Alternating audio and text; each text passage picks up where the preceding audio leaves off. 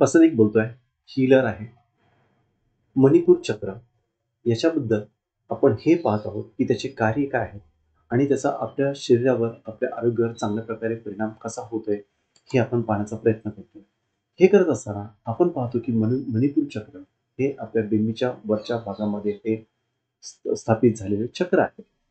ह्या चक्र ज्याचा आपण जेव्हा अभ्यास करतो तेव्हा आपल्या असं लक्षात येतं की सर्वप्रथम ज्याला आपण सोलर प्लेक्सस म्हणतो किंवा हे जे मणिपूर चक्र आहे त्याच्यामध्ये पॉवर म्हटलं तर त्याला पॉवर हाऊस सेंटर असं म्हटलं जातं, की त्याच्यामध्ये शक्ती एक ऊर्जा आहे, ती त्या ऊर्जेचा आपल्या शरीर जो आरोग्य आहे, त्याच्यावर खूप चांगल्या प्रकारे प्रभाव पडत असतो.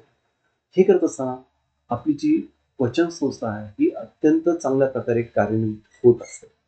आणि ज्यावेळेस आपलं सोलर चक्र ज्याला म्हणूया किंवा जे मणिपूर चक्र ज्याला आपण म्हणतो, ते चांगल्या प्रकारे कार्यान्वित होतं. त्यावेळेस आपण ज्याला मेटाबॉलिझम आणि जे पचन संस्था आहे, त्याचं कार्य अतिशय चांगल्या प्रकारे होतं, हे आपल्या निदर्शनास येतं.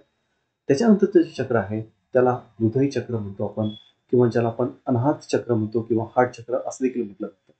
त्याच्यामध्ये काय होतं, की जी सर्क्युलेटरी सिस्टम आहे, ती सर्क्युलेटरी सिस्टम आहे, ती अत्यंत चांगल्या प्रकारे कार्यान्वित होते.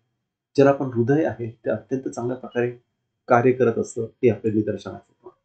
त्याचप्रमाणे आपल्या ज्या भावना आहेत, त्या चांगल्या प्रकारे आपण एक्सप्रेस करू शकतो. ज्या भावना आहेत, त्याच्यावर आपण चांगल्या प्रकारे नियंत्रण करू करू शकतो. त्याचबरोबर आपले जे इन्फ्लुएन्सेस आहेत, ती सर्क्युलेटरी सिस्टम आहे, त्यासाठी आपण खूप चांगल्या प्रकारे याचा उपयोग होतो.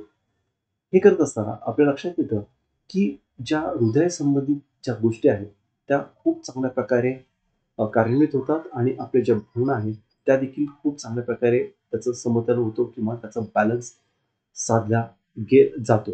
आणि म्हणूनसाठी हे जे चक्रांचा आपण विचार करतो, त्यावेळेस ह्या प्रामुख्याने ह्या महत्त्वाच्या गोष्टी आपण लक्षात घेण्याचा प्रयत्न करतो.